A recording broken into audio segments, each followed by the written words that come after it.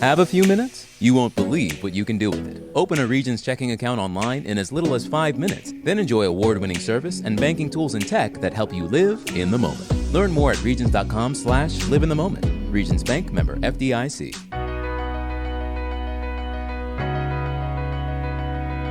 Live from the Subaru of Gwinnett Studio, inside the Sonesta Gwinnett Place Atlanta Hotel, it's time for Regions Business Radio. Regions Business Radio is presented by Regions Bank. Brave the beginning. Member FDIC. Now, here's your host, J.D. Mealer. Man, that voice sounds familiar. This is not J.D. Mealer. This is Mike Salmon, but J.D. is here in the studio. J.D. is the market executive for North Georgia for Regions Bank, member FDIC. Yes. J.D., how are you? Doing good. Good morning. Now, for our listeners who are wondering why is J.D. not opening the show and hosting the show as normally, we have turned J.D. from the interviewer to the interviewee. We, as our final show for 2021, we are going to take a look back at the year and take a look ahead at 2022 and what's going on with Regions Bank because J.D., as you know, you're in the banking industry every single day. It's an ever-changing business. To say the least. I was talking to somebody the other day. No. We had a bank meeting in Orlando last week, and you just learn things, right? Our CFO David Turner was given a presentation, and he just mentioned this executive order that the president had signed, and everybody's around the room sort of looking at each other, and we're like, what are you talking about? Well, he had to go on and explain that President Joe Biden had at some point signed an executive order limiting or placing a moratorium on bank mergers and acquisitions of banks over, some dollar, $10 billion, $100 billion. But whatever it was, it impacted us. And, so whether it's executive order, new regulation, tax laws, strategy, mergers, acquisitions, non-finance bolt-ons, all those things. Mm-hmm. Yes, it changes a lot. The more things change, the more they stay the same. We're still fighting the COVID thing, but at the beginning of this year, when you guys first started this podcast, when Regions first came on board with Business RadioX, you were in the midst of the PPP and all of that going on. So let's take a look back. You survived 2021. And not only survived, but from what I've seen, you've thrived because of the growth of Regions Bank, and from what I've seen locally, at least here in Gwinnett County. Yeah, thank you. You're right. If I look back and you think 2021 kicked off, our first episode was Jeff Forrestal CPAs, and Phil Benelli, one of my senior bankers, and we talked about, you're exactly right, we talked about PPP. We were starting to talk about, what does it look like to seek forgiveness on those loans. And, so we rolled out some content that was very applicable locally. We tried to bring in local business executives, local advisors, so that we could talk locally about what's going on in banking. So we did get off to a good start about a very hot topic. And now you don't hear much about PPP. A lot of the forgiveness has been received. People have moved on from that to some extent. That topic seems to have migrated into a little-known benefit of the CARES Act, which is the employee retention credit, where commercial businesses that retain a certain percentage of their employees over a period of time get a tax credit for those things. And I'd certainly recommend that everyone, regardless of size, talk to their CPA about employee retention credits from the CARES Act. It's not PPP, but it's a cousin, and it's something to be looked at. So yeah, I mean, we kicked off the podcast, I think, in a very helpful way, talking about who we are and who we want to be, our strategy, not only with the podcast, but locally. We were really blessed. We're partners with Gas South District, the arena, and all the facilities over there. We're the official bank of Gas South District. Well, 2020, there were no events. Yeah. So. Yeah, this big old convention center and this big old 13,000-seat arena sitting empty. Well, Stan and Monty and Bill and the whole team over there, Robin, they didn't have a lot going on, and there weren't people coming into the arena, onto the floor, walking the halls to see our green logo, and so that was 2020. Sometime in 2021, that sort of cranked back up. I've been to a couple events over there. I've seen you there. We've seen a lot of friends and colleagues over there. So that helped.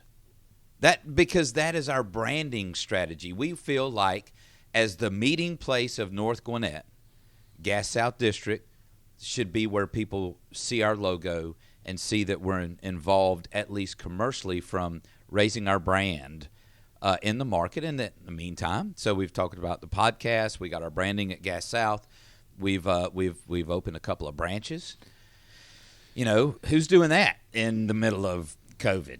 Regions is, we're trying to get the word out. Did you see all that hard work translate into increased business? Because I know the Gwinnett market is growing as far as money that's invested here, that the banks are all trying to get into their accounts. Were you able to see some growth? Yeah, great question. In the bottom line, I mean, that's why you do it all. Yeah, you give back to the community, and there's all that you want to give back. You want to take care of the community where you live and work. But the bottom line is you still have to make money. Yeah, well, thank you for such a succinct point. We are a for-profit company. I get right to the point. You do. We're publicly traded, and we want to, at Regions, we want to make sure that we perform in a way that provides a return to our shareholders, where we care for our community and our associates are taken care of. And we're doing all of those things in Gwinnett. To your point, every year the FDIC publishes a market share report. What they do is they take a snapshot of deposits held within a specific geography. You can drill down from state to MSA to county to city. You can really slice and dice this data a variety of ways. So was looking recently at the FDIC data for 2020. And by the way, the snapshot's taken on June 30th of every year. So just a real quick sort of look in the rear view. From 19 to 20, from 2019 to 2020, in June of those years, deposits went, from 19 to 20. Is that what I said? Mm-hmm. So from 19 to 20, deposits went up $1 billion to a total of $19 billion. So in 19, it was $18 billion held in deposits. In 20, it was $19 billion held in deposits. From June 30th of 2020 to June 30th of 2021, deposits held in Gwinnett County financial institutions are about $24 billion. They increased another $5 billion from 20 to 21. In that time, we've surged up the rankings a little bit. We were sort of in the middle. Now we're in the top 12. And our market share is just over 2%, and we have $500 million on deposit at our branches around this community. And I think it's because of a couple things. Fantastic employees. You think about our branch managers. You've had some of them on your show. You think about somebody that gave leadership or gives leadership to our consumer bank, Mia Hubbard or Roger Hassler. And then you got Kathy Haywood, who's our branch manager now over in Swanee. They have these relationships. And, we're engaging, for example, with the Gwinnett County Public Schools, loving on their teachers and doing things like that to build a relationship. Now, we use the FDIC market share report as sort of a scoreboard, but I think that Regions is known, and we will continue to be known for investing into individual relationships, and that comes through in a market share report. So, JD, if I'm hearing you right, the previous year there was like a $1 billion jump, and then the last year there was about a $5 or $6 billion jump? Yeah, about a $5 billion jump. Can you explain what happened there? And this was during a pandemic too. Yeah, but that phenomenon is nationwide. Banks, Regions, of course, included. What we've seen is a dramatic increase in deposits held. I would have guessed that from 2020 to 2021, deposits would have gone up. Would I have guessed $5 billion in Gwinnett County? The answer to that is no. But so there's a couple things at play there. I mentioned them already. PPP funds. sit on a company's balance sheet. They're held at banks. Hey, that's what you got to do. The other thing is, like I said before, employee retention credits. When this money's coming from the government into commercial accounts, they're going to sit somewhere. There's two other things I think that are going on. Gwinnett County, from a banking perspective, the city, or let's just say it this way, the municipal accounts that are held at banks are very healthy right now.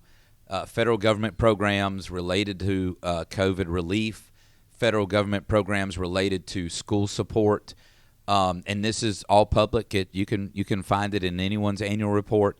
When billions of dollars come in from the government to support local municipalities, they're wired directly into their account, wherever that account may be.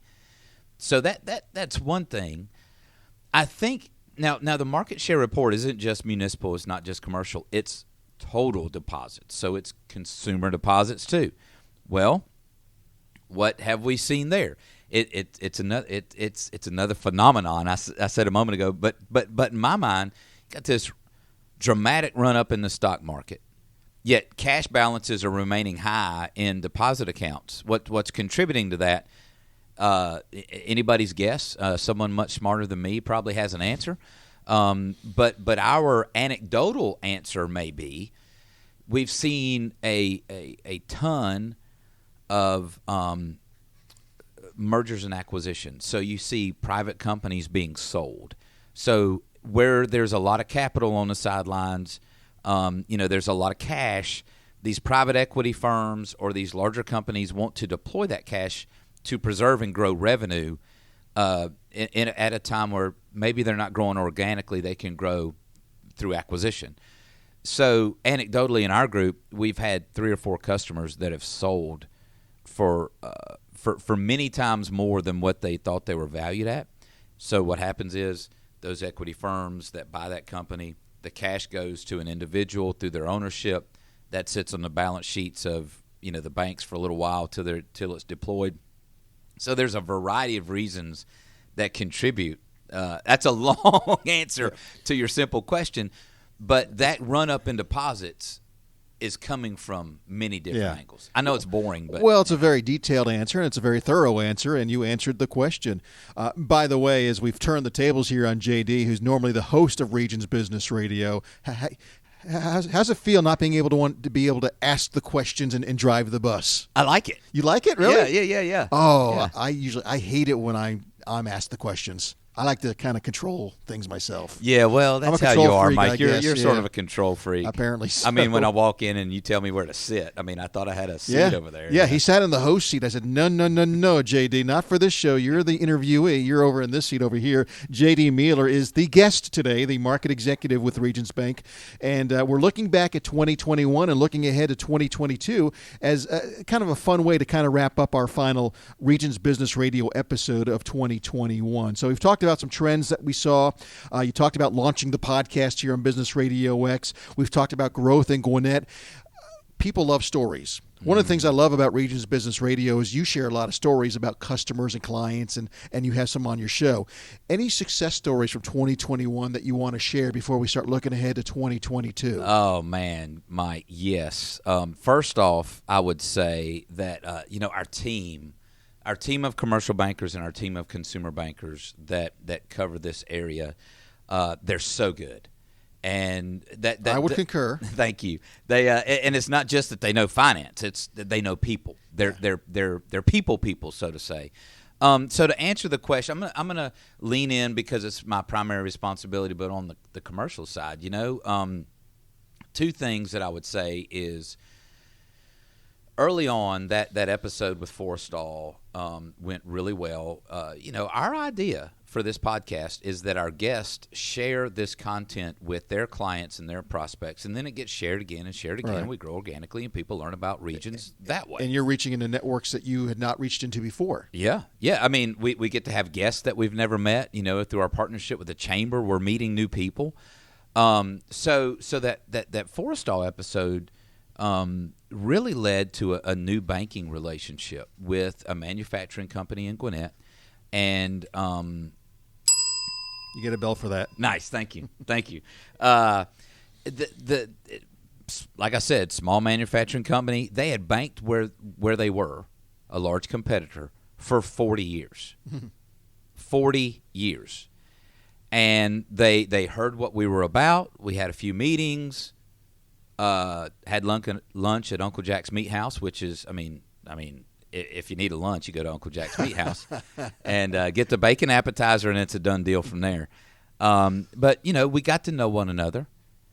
They liked our approach to business, which primarily is local relationship management with industry expertise. So you think about a commercial banker that knows you and knows your company, and when we need help, we bring in resources at the bank to help you. So they appreciated that approach, and we helped them out with a little something early on the year. They wanted a new look, they wanted a fresh face as a bank, and we did that. Well, throughout the years, we got to know each other. They had some major changes going on in their company, and now at the end of the year, they need some help in some refinance and restructure, and we're right there with them. It didn't end at the beginning of the year when we just opened this account and moved on. We're now 12 months in, and we're still helping them reach goals that they had. Not that we had for them, but that they wanted to accomplish. A similar story that I think is a wonderful example of our approach to just full banking relationships. A manufacturing company also in the market. Part of this mergers and acquisition thing I was mentioning earlier, that they got the proverbial offer they couldn't refuse. Mm-hmm. And they weren't thinking of selling, but so many people were knocking on the door. So much cash was available. Business owners are finding this frequently. They have to entertain these offers. We had one client that sold for 3 times as much as their original bid was. So, these things are happening, and I'm talking tens of millions of dollars. So in this other example, we were in early with an existing customer. The knock on the door came to sell, and they built out a team of advisors. Our commercial banker was at the table, and when we realized what they needed, we brought in our private wealth group. Ty Smith was on one of our podcasts earlier, and he was on your show as well. And what we did was we built a team to serve this customer as they navigated selling their company. Now, not sure who's listening, but there are very few people. If you look at the whole universe of companies in Gwinnett, there's a very small percentage of them that have ever navigated the sale of their company. It's not just, here's an offer, let me take it. In this case, it was certainly that. It was a big number. What do we do with this cash when we get it? And not only that is, how do I manage it? How do I manage the taxes on it? Do I just put it in my personal account?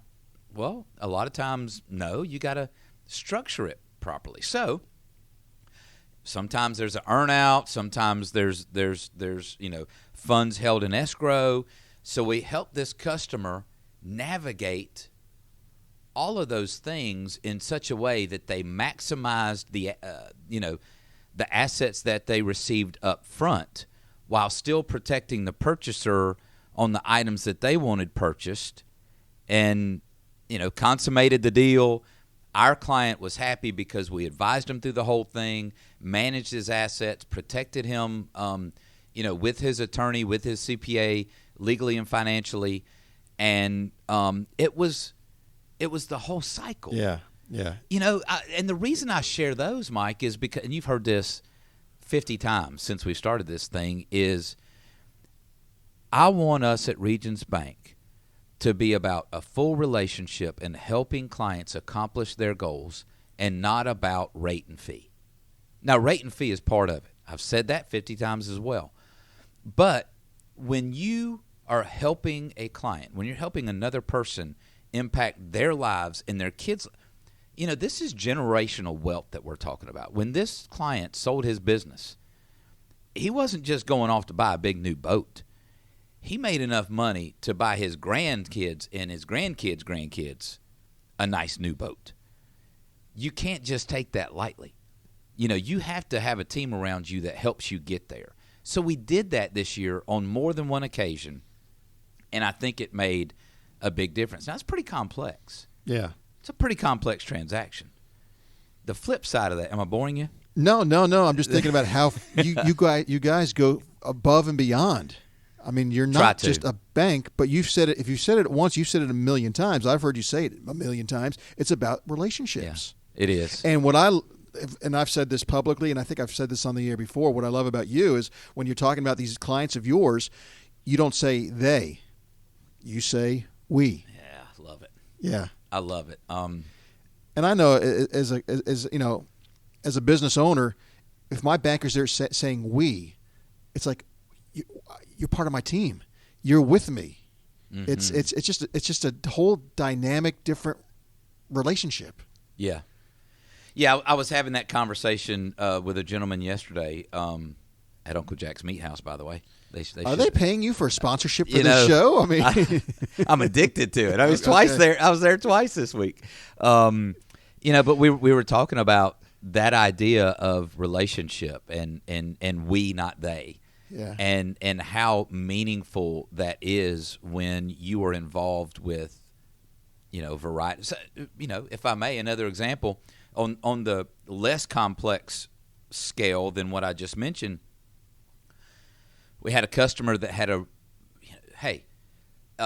labor shortages and finding quality labor. Every single commercial client that we have, every commercial client that any other bank has, anybody that's even listening to this, they're facing a labor issue of some sort. No doubt. So we have a client that needed to buy a large manufacturing line essentially to make up for employees that they couldn't hire. So a lot of times when you're borrowing money, it can get a little frustrating. You got to provide all the financials, you got to underwrite it, and sometimes you got to take time. Well, there are certainly occasions where that process. Now, we're always going to protect ourselves. We're going to protect our customers. We're going to make wise credit decisions. But earlier, I would say late in 19, we purchased an equipment finance company called Ascentium Capital. And Ascentium Capital basically does some smallish dollar equipment financing.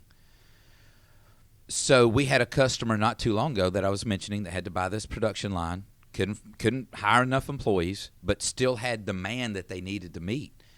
And they needed this equipment like right away. Didn't have time to wait for getting all the information together. So we went to our new, what I would call sort of non-bank bolt-on, Ascentium Capital, with the financial information that they needed. And we were able to basically approve and get a several $100,000 equipment purchase done and ordered and on the way within a week. Wow. And it helped this customer fulfill orders that were logging up back behind them. So we had two different equipment financing options in the bank. We found the one that made the most sense for them, given the dollar amount, the time horizon, the risk appetite. Worked well for us, worked well for them. They're up and running and making what they need to make. And this is because they already had a relationship with you. Mm-hmm. They didn't just walk in off the street and say, I need money, I need a loan to get this equipment. They already had the relationship in place. That's right. Wow. That's right. Well, I know we could sit here and talk and have a whole other show just about success stories. So as we start to run out of time a little bit, let's look ahead. I mean, my God, 2021, all the things that happened, all the changes, just with Business RadioX. And, thank you for using that one story about your first show and getting business out of that. I wasn't expecting you to go there, so thank you for that. I'll use that as a testimonial. You should. We love it. So as we go ahead to 2022, what do you see in the what's it called? Not the fortune ball, but the crystal ball. The crystal ball. Well, the truth is, if I had one, I wouldn't be talking to you. You'd be over in Vegas laying a few dollars down. I'd be somewhere else if I had a crystal ball. But you and I both, as businessmen, as members of the business community in Gwinnett, we sort of have a feel for where things are headed. I think, we're heading into an election year. Next November, there'll be some elections, and that's going to have an impact on a lot of things. That's a given. That's an is. I'm not an expert in those things. I'm just going to say that's going to be part of next year. Some of that noise, some of the fallout, some of the this and that's related to that. I think it's going to be interesting to see what type of monetary policy the Fed kicks out, because they've finally embraced the idea that inflation is here. It's no longer this transitory, concept that something that we got to deal with. What will that do with rates? I think that's a question that's everybody that a lot of people ask. I don't know what they're going to do. What I do know is that if you have a banking relationship commercially or individually with a commercial banker, a private wealth banker, a branch banker that you trust, then you have those conversations and you deal with those things as they come. So I think rate uncertainty, inflationary pressures, those things are going to impact a lot of decisions in the coming months. I really do not see the labor thing clearing up. Yeah. I just and I don't necessarily have the answer for that. I think it's a challenge that all business owners are going to have to wade through. If you remember one of our guests not too long ago, Marty Parker from University of Georgia, the Supply Chain 101 episode, he seemed to think that there is light at the end of the tunnel for the supply chain issue, but it's a long tunnel. It's a long tunnel. I don't think that the light at the other end is a train coming at us, but I do think that that's daylight on the other end. But it's gonna take a little while. Now the flip side of that is, I love the optimism and the ingenuity of the American business person, and I think in a time where we're bogged down with supply chain issues, you have people in this country, in this state, and in this county finding ways to overcome supply chain issue by jumping in and doing things themselves. Mm-hmm. I have customer examples. I won't bore you with those, but just getting to work like Americans do. I think we're going to see a lot of that. I mean, I was listening to a business podcast yesterday where these guys were just talking about, all right, so there's a chip shortage. Let's go make some chips. Who knows how to do that? Yeah. And I'm not talking about potato chips. I'm talking about microprocessor chips. All right. There are manufacturing companies in Gwinnett that we know that have the capacity of making those things. All right.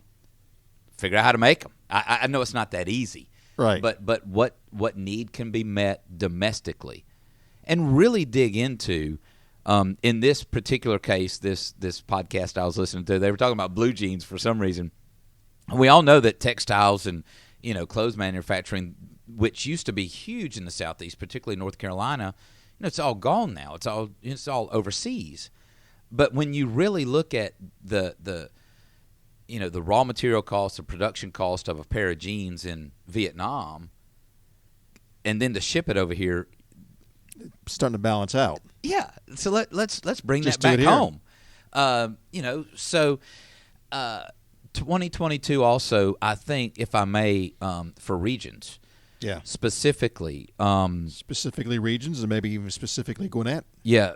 Regions in Gwinnett. Let's do that. I think that we will have some more commercial bankers on the streets, which I think is a good thing. There are people out there that need to know us, and we need to know them. And so I think we get some more commercial bankers out there. We're going to add another branch or two. And then I would say that we're going to sort of ease back into some markets that we may have exited through the years. Not really at liberty to jump all the way into that, but there will be we're regrouping to run at some areas that we've sort of not been players in, and we're building the teams to do that. So I like what the year ahead has for us, both from a personnel standpoint, We're going to open up new markets from a consumer standpoint with branches. We're also going to open up new markets as it relates to some commercial offerings that we're going to bring that we historically have sort of been on the sidelines with. And that just means that we can serve more people. Yeah. And that's, serving more people doesn't make us great, but serving the clients that we have well will lead to more opportunities. Here we go again. It sounds exciting. Yeah. I can't wait. A year from now, in December of 2022, we'll have to kind of do this again and reverse our roles. And again, I'll interview you, and we'll talk about all the exciting things that happened in 2022. Yeah. In closing, I'm reminded of a saying. I hope I can get it right. But years ago, I was taught this. More sales rarely leads to better service, but better service always leads to more sales. And service means a variety of things in banking. In commercial banking, for us, it means, being there regularly, having meaningful conversations, building a team around you, helping you navigate things that you may not otherwise know how to navigate. And we're built for that. So, we're not looking to grow dramatically just for growth's sake. We think that our business model is such that we can't help but grow because we execute it so well. Yeah. Well, you take care of your clients, and you may not see, gain right there and then, but I mean, you just can't put a value on relationships. No. And if you got someone that is loyal to you, they're going to go around and say, "Miss, you need to work with JD. He's the best." And you just take care of your people. It'll happen. It will. So, yeah. Great stuff, JD. I hope you enjoyed this. It was a lot of fun. It was. Man, I talked a lot more on this episode than when I'm hosting. So that was great. We'll do it again in 2022 at the end of the year and look back at that year as well. But again, this has been a look back at 2021, a look ahead at 2022. This has been Regions Business Radio. We hope you've enjoyed the podcast. It's on businessradiox.com. It's also all over your favorite podcast apps, iTunes, iHeartRadio, Spotify. It's all out there. Anything you want to say about the podcast or what we can expect with Regions Business Radio looking ahead in the new year? Wow, what a great question. Just more of the same. If there's someone out there that would like to know more about us or would like to share what they're doing in the community via Regions Business Radio, let us know. Reach out to us. We're happy to consider guests, but we're going to bring more of who we are to this community through this podcast. What I love, it shows your personalities, the Regions folks you've brought on, your clients that you brought on. It shows their personalities, and you want to do business with people and people you like. Yeah. And so it's been a lot of fun. If you've missed any of the previous shows, just on any of those podcast platforms, just type in Regions Business Radio, and 1 year's worth of shows will pop up for you, and you'll have a lot of fun listening to JD as the host, not as the guest. If you go to that the Apple why can't I say it? Podcast app. If you type in Regions and then all you got to do is hit space and B, it comes right to the top. Well, good. So it's pretty quick. Well, then we're all doing our job well. Yes. Thank you. All right. Hope you've enjoyed the show. Thank you for joining us, and we hope to see you next time here on Regions Business Radio on Business Radio X.